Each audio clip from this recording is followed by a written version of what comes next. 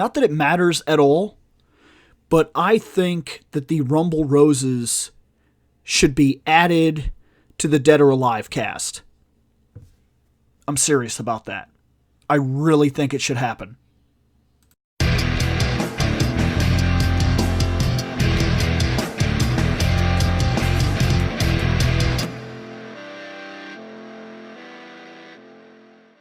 So let's get this out of the way right off the bat before I even get into this. We all know that there is a history of sexuality behind the Dead or Alive franchise. And the Rumble Roses pretty much exist because women have boobies.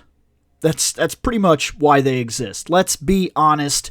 This wasn't exactly like a hardcore giant wrestling game. It wasn't about the fact that wrestling is cool and girls can get in on wrestling, and it didn't appeal to them. It was very much that this was created for one simple fact. Women look good, and they decided that they could exploit that. I understand it, okay? And Dead or Alive played the same game, and so has so many other games in history.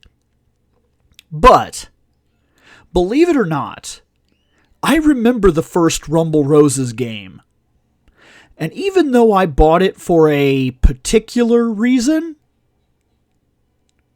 I played the game, and it was a damn good wrestling game, which surprised the hell out of me. It was a wrestling game with kind of a hybrid fighting game feel. The fights were fast as shit, and the first person to basically control the match and get to their finisher was going to win that fight. That pretty much was how it went. So you pick Dixie Clement or whatever. So you pick Dixie and you go in there and you do your fight and you run the whole fight, and then you get the one finisher and it's over. You win. That's it. You get the pin. They're not getting out of it. Like, I remember that being something that appealed to me about the game because I played other wrestling games with my friends, and they were just too freaking long. I get my ass kicked for like 40 fucking minutes just for one match, and then my hands are so tired by the end that I felt like I was working out, not playing a game. They pin me, and I'm like, and then finally I get up, and then they do like 2 more moves that I cannot get out of. Because, of course, they're not going to tell me all the intricacies to the game because the game was more complicated than what they cared to sit there and tell me about, like, countering this and doing that and watching, like, how tall you are, how big you are, how strong you are, the kind of moves you have, what does what kind of damage. Basically, I was not well informed to play the game. But then this Rumble Roses comes out, and I start playing this, and I was good at it because they simplified the entire system down to something very basic. There was a counter for grabs, and there was a counter for attacks. You had attacks and grabs, and then that simple system changed the entire game for me, because when somebody did come over and they would play me at this, I was good at it.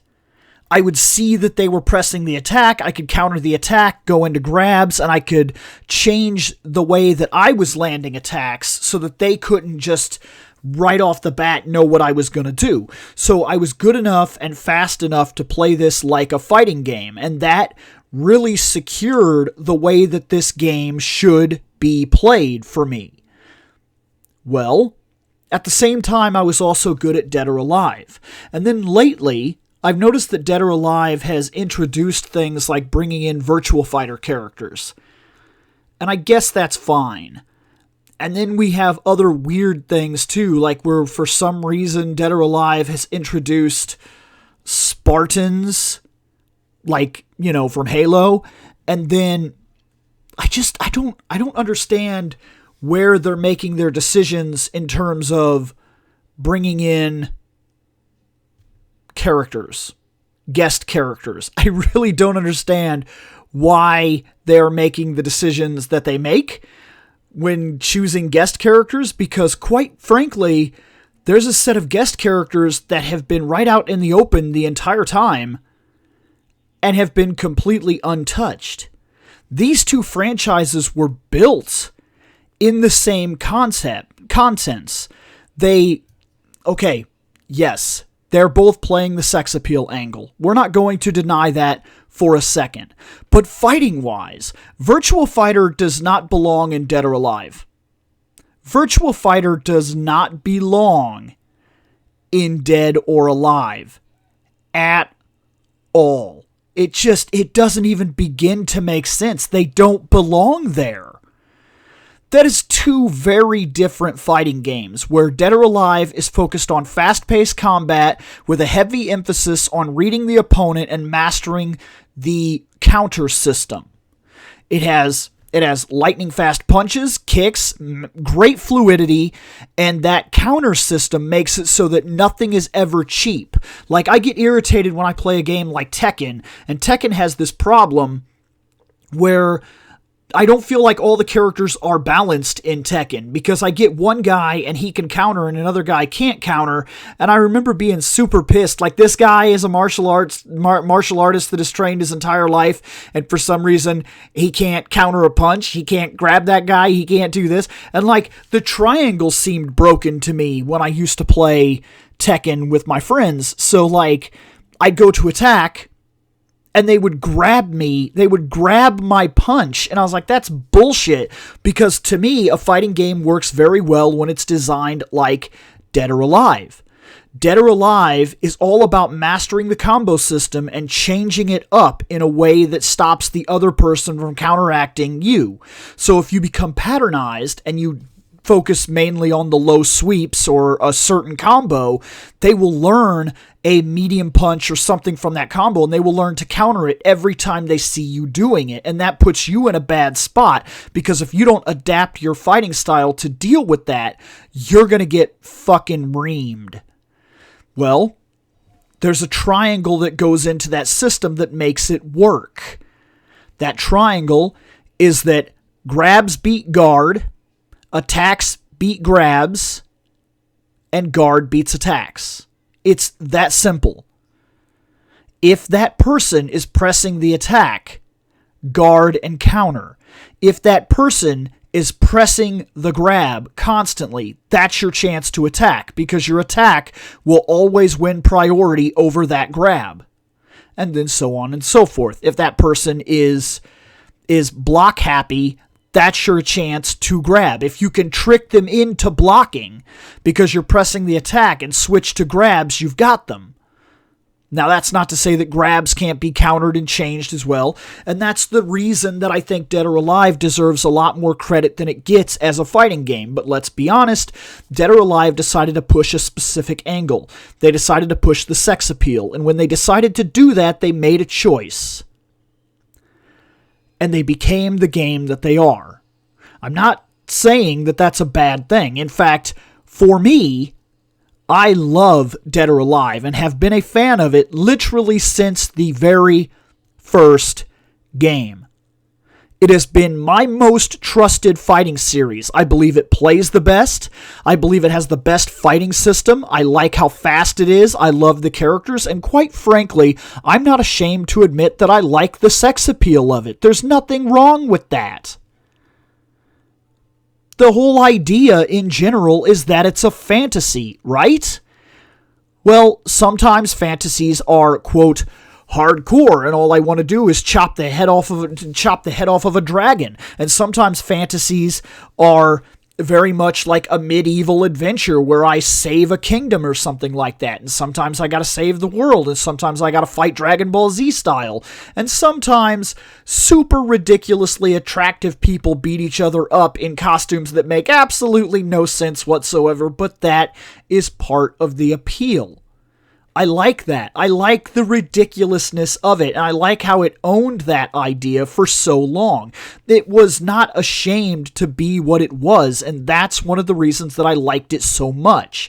It played to the aspect of its own sexual preferences, while never once did the sexuality of this thing ever actually impede on the game at large. It always played well. There is not one single Dead or Alive that has been released that has not played to the highest possible standard of the time that it was released. And that's important. Because with Rumble Roses, this is not true. See, with Rumble Roses, they did fall into their own sexual exploitation. It was not a side idea. It was not just a fun gimmick for the game. This actually was a bad thing, because in promoting that sexuality, they stepped away from what made the first Rumble Roses good. I actually believe that the first Rumble Roses was very solid, and then all of a sudden, here comes Rumble Roses XX. And the only thing Double X had, the only thing it wanted to have, was explicit sexuality for legitimately no fucking reason at all. Like, it was just all about the intros. Like, you should have just watched Double X if that's the only purpose that the game had. So once again, I'm not against the idea that it promoted its sexuality. In fact, I love the game for it. But you had to have a game with it. You had to have a game, and you fucked up. You fucked up. You took everything that made the first game great, playing a Dead or Alive angle. It was a wrestling game that moved fast and played more like a fighting game.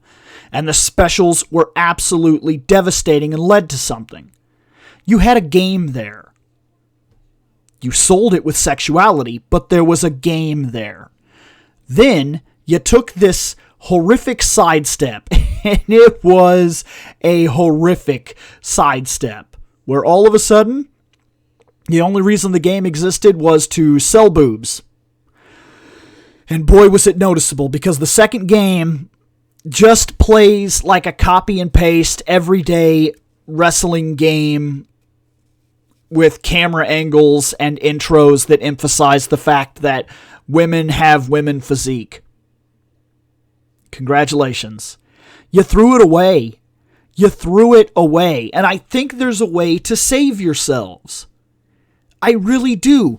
I believe that the studio that made the character models for Dead or Alive, for the Dead or Alive girls, I want to say that that's the same studio that made the girls for Rumble Roses. And if that's true, because I know I've heard that somewhere, if that has even the smallest ounce of truth, or for the fact that they're not being used at all, why doesn't Team Ninja just buy the whole damn cast? Why not? Add it to the Dead or Alive universe. It makes sense in the Dead or Alive universe, and these characters, no matter how awful the characters were or what their original conception was, they could legitimately be saved.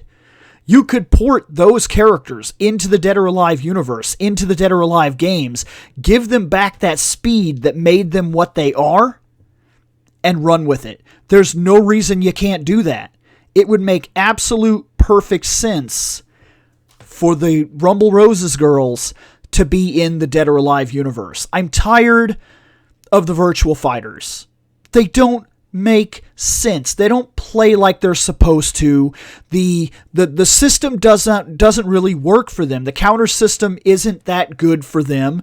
They're not really that fast. And while not necessarily that they're bad characters in their own right, it just feels weird. If you played Virtua Fighter and then you went to Dead or Alive because you heard that the Virtua Fighters were in Dead or Alive, that's not your game. That's not your fighting game, man. It's going to feel bizarre. It's going to feel absolutely wrong in every single way when you decide to do that, because Virtua Fighter, if you haven't played it, is an incredibly different game as compared to things like Dead or Alive or even Tekken. It's a very different game. And then you jump in and you put these characters into Dead or Alive and you play off the Dead or Alive system. And, this isn't the only time that we've seen this, because we've also seen this in another game. Remember when we saw this with, Street Fighter X Tekken?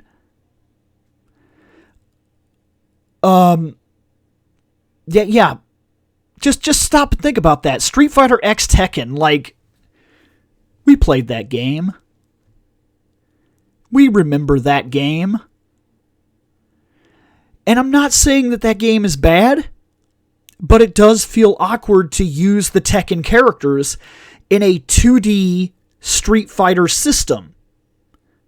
They don't translate as well. There's something lost in the translation.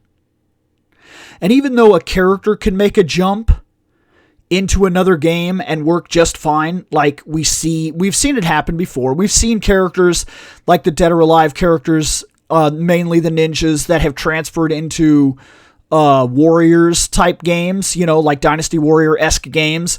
And it's worked fine because you could take these characters and go multiple ways, but when you cross a fighting franchise with a fighting franchise, there's an expectation that I've already played these characters like 5 or 6 times in their fighting franchise, and I expect them to work about, if not exactly the same way as they have always worked, and that's not going to happen.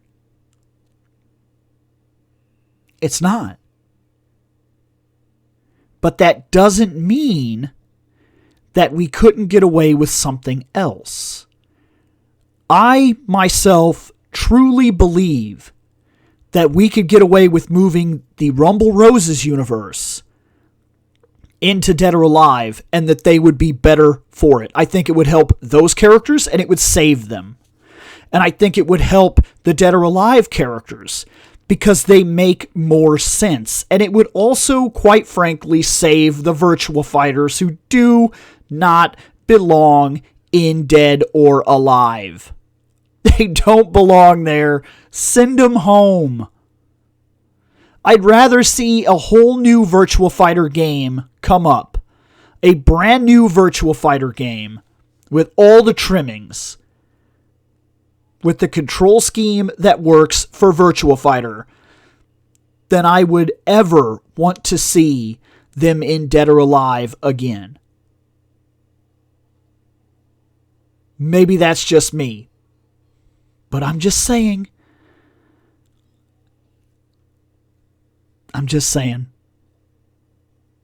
That's my argument. That's what I've got. I think, without a doubt, that the Rumble Roses universe should exist inside the Dead or Alive universe, and they should utilize it. I mean, hell, one of the things you've already got in place is you've got 2 wrestlers, and you can expand the Rumble Roses universe as an all-female wrestling league and say that there's also an all-male wrestling league, and maybe there's something that you can play off of that angle at the same time. That Bass could actually move into wrestling games and be a legitimate character inside of another wrestling game franchise-esque thing. And that would be legitimately neat as well. I don't think I would hate that. And then you take Tina, who's already considered to be like one of the greatest wrestlers of the Dead or Alive universe. She's the big thing. You move her into the Rumble Roses as a guest star when you bring that game back, following the original design that it plays more like a fighting, high-paced, quick wrestling fighter. I don't know. I think these 2 franchises should mend. I think it would save Rumble Roses, and I think it would give a little more credibility to it. That's just me. I'm just talking. I actually legitimately loved the first game and would love to see it continue into something that's worth continuing. I don't mind the sexual angle. I don't mind that at all. I really think they could hold on to that. Sure, I think maybe it could be legitimately trimmed down like Dead or Alive has done recently, where Dead or Alive is still very much an exploitation game, but it has calmed the fuck down quite a bit from where it was originally. And I think there's something to that. I would hate to see it lose its identity, but I would love to see it saved, and I think this is a way to do it. But hey, all in all, nobody really gives a fuck but me. But that's this channel, is just talking fandom and random fandom ideas, and this is one. I think you could save this franchise. Later on.